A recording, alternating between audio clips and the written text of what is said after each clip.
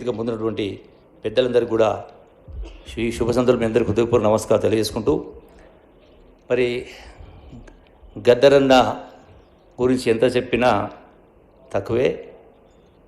గద్దరన్న లేకపోవడం అనేది గద్దరన్న కుటుంబానికే కాదు, యావత్ తెలంగాణ రాష్ట్రానికే కాదు, యావత్ సమాజానికి తీరని లోటు. ఎందుకంటే జీవితాంతం తపన పడి చివరి రక్తం బొట్టు దాకా ఎన్నో ఆటుపోట్లు ఎన్ని ఎదురైనా కూడా లక్ష్యాన్ని వీడకుండా మరి ప్రజానాట్య మండలి, మరి వాగ్గేయకారుడు, అట్లాగే తెలంగాణ గర్వించదగ్గ బిడ్డ ఈ మధ్యన మన మధ్యలో లేకపోవడం దురదృష్టకరం. రోజున గద్దరన్న లక్ష్యం ఒకటే,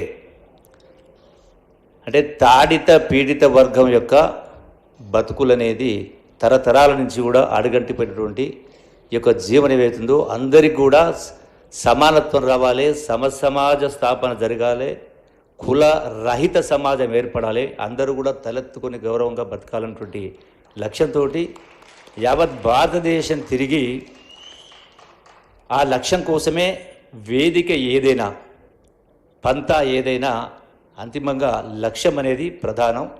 మరి ఎన్నో ఒడిదుడుకులు, ఆఖరికి బుల్లెట్ వెన్నులో ఉన్నా కూడా మరి లెక్క చేయకుండా యావత్ సమాజాన్ని తన పాట ద్వారా, మాట ద్వారా, ఆట ద్వారా సంఘటితం చేసినటువంటి గొప్ప మహానుభావుడు. మళ్ళీ అటువంటి వ్యక్తి మనకు దొరకడు, రారు కూడా. ఎందుకంటే మరి ఈ రోజున గద్దరన్న గురించి చాలామంది మాట్లాడుతూ ఉంటారు.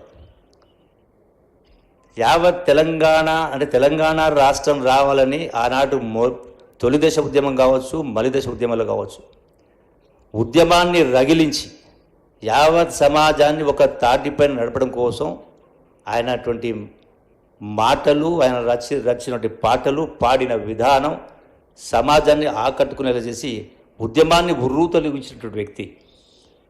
ఇలా వందలాది మంది బిడ్డల ప్రాణత్యాగం తర్వాత తెలంగాణ రాష్ట్రం ఆవిర్భవించింది. ఇది వేదిక కాకపోయినా కొన్ని సంఘటనలు జ్ఞాపకం చేసుకోవాల్సి వస్తుంది, బాధ అనిపిస్తూ ఉంది. ఎందుకంటే ఈ సందర్భంలో మరి ఇంత గొప్ప వ్యక్తి తెలంగాణ రాష్ట్రం రావటంలో తన వంతు ప్రధాన భూమిక, కీలక భూమిక పోసినటువంటి వ్యక్తి. మరి అటువంటి వ్యక్తి తెలంగాణ రాష్ట్రం వచ్చిన తర్వాత బాధపడాల్సినటువంటి దుస్థితి ఏర్పడ్డది. మీకు అందరికీ తెలుసు. ఆనాడు మరి ప్రగతి భవన్ ఎదురుగా మరి గద్దరన్న గంటల తరబడి దర్శనం కోసం ఎదురు చూడాల్సి వచ్చింది. అంటే ఏ లక్ష్యం కోసం, ఎటువంటి అంటే సమసమాజ స్థాపన ఏర్పడాలా అనేటువంటి అంత గొప్ప పోరాటం చేసిన వ్యక్తికి మరి రాష్ట్రం వచ్చిన తర్వాత గంటల తరబడి దర్శనం కోసం, ఎవరో కాదు కేసీఆర్ దర్శనం కోసం ఎదురు చూడాల్సిన పరిస్థితి. మరి అటువంటి అంటే ఇలా మనం చూస్తూ ఉన్నాం. కాలం ఎప్పుడూ ఒకటే మాదిరి ఉండదు, సందర్భాలు వస్తాయి. మరి గేటు లోపడానికి రానివ్వటానికే ఆనాడు ఆ ప్రభుత్వ అధినేత రానివ్వని పరిస్థితి నుంచి ఈనాడు పరిస్థితి మళ్ళీ ఆ యొక్క ప్రగతి భవన్ నుంచే ప్రజలు తరిమేసే పరిస్థితి వచ్చిందా, రాలేదా? రెండవది, నేను ఇది రోజున పేపర్లో చూసిన, నిన్న పేపర్లో చూసినాం. అంటే రాష్ట్ర ప్రభుత్వం, గౌరవ ముఖ్యమంత్రి గారు గద్దరన్న యొక్క తత్వం, ఆలోచన విధానం, సమాజంలో మార్పు తేవాలనే లక్ష్యంతో జీవితాంతం తప్పని వ్యక్తి గుర్తింపు రావాలి, నా బాధ్యతని ఈ రాష్ట్ర ప్రభుత్వం, గౌరవ ముఖ్యమంత్రి గారు గద్దరన్న గుర్తించి వారి యొక్క జయంతిని, వర్ధంతిని అధికారికంగా జరుపుకోవడమే కాకుండా వారి కూతురు వెన్నెల గారికి కూడా సాంస్కృతిక శాఖ యొక్క వారి యొక్క చైర్మన్గా ఏర్పాటు చేసే కార్యక్రమం చేయడం జరిగింది. అంతేకాదు ఈరోజున పద్మ ఏదైతే అవార్డ్స్ ఉన్నాయో అవార్డ్స్ను గద్దరన్న పేరున మార్చేటువంటి గొప్ప నిర్ణయం తీసుకోవడం జరిగింది. యాక్చువల్గా అంటే ఒక సెక్షన్ కొంత వ్యతిరేకించే ప్రయత్నం కూడా చేసింది. అంటే మనం చూసే కోణాన్ని బట్టి ఉంటుంది మంచిదా చెడుదా అనేది. నేను బీజేపీ ఎంపీ ఒకతను మాట్లాడాడు, అంటే పద్మశ్రీ పురస్కారం ఇవ్వము అని. పద్మశ్రీ పురస్కారం మీరు ఇవ్వకపోతే గద్దరన్న కిరీటం కింద పడదు, మీ కిరీటం మీ పరువు ప్రతిష్ట కింద పడిపోయింది, బజార్లో పడ్డది. అంటే వ్యక్తి యొక్క తత్వం ఆలోచన విధానం ఏంది అనేది మీరు గమనించలేని పరిస్థితిలో ఉన్నారంటే అది చాలా దురదృష్టకరం. రాష్ట్ర ప్రభుత్వం గౌరవ ముఖ్యమంత్రి గారి రాష్ట్రం నుంచి గద్దర్ అనే పేరు కావచ్చు, అట్లాగే అందశ్రీ కావచ్చు, చాలామంది పేర్లు, అట్లాగే చుక్కా రామయ్య గారి పేరు.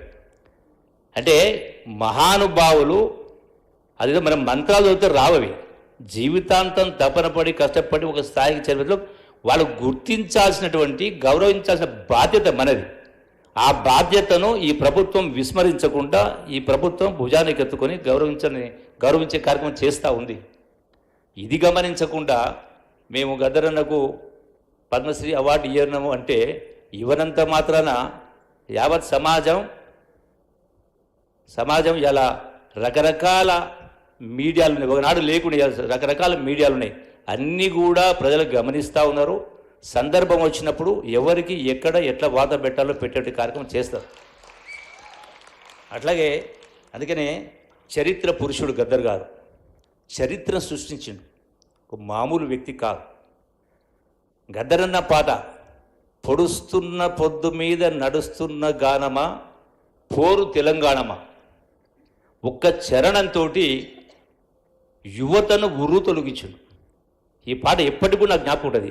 నేను పాదయాత్ర చేసిన సందర్భంలో కూడా పొద్దున్నే 7 గంటలకు ఈ పాటతోటి ప్రారంభమయ్యేది. అంటే అలసట అనేది లేకుండా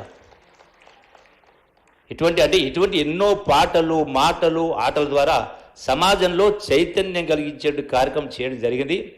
మరి అట్లాగే ఈనాటి కూడా తెలంగాణ రాష్ట్రం వచ్చిన తర్వాత కూడా ఇంకా గద్దరన్న గారి లక్ష్యం నెరవేరాలంటే మన అంబేద్కర్ రాసిన రాజ్యాంగం యొక్క లక్ష్యం నెరవేరాలంటే ఇటువంటి గద్దరన్నలు ఉద్భవించాల్సిన అవసరం ఉంది. వేదిక పైన గొప్ప కవులు కళాకారులు ఉన్నారు, వాళ్ళ పాత్ర అయిపోలే. తెలంగాణ రాష్ట్రం సాధించుకోవడంతో పాత్ర అయిపోలేదు. ఆ లక్ష్యం నెరవేరేదాకా మీ కళలకు పదును పెట్టి గళాలకు పదును పెట్టి దీన్ని కొనసాగించే కార్యక్రమం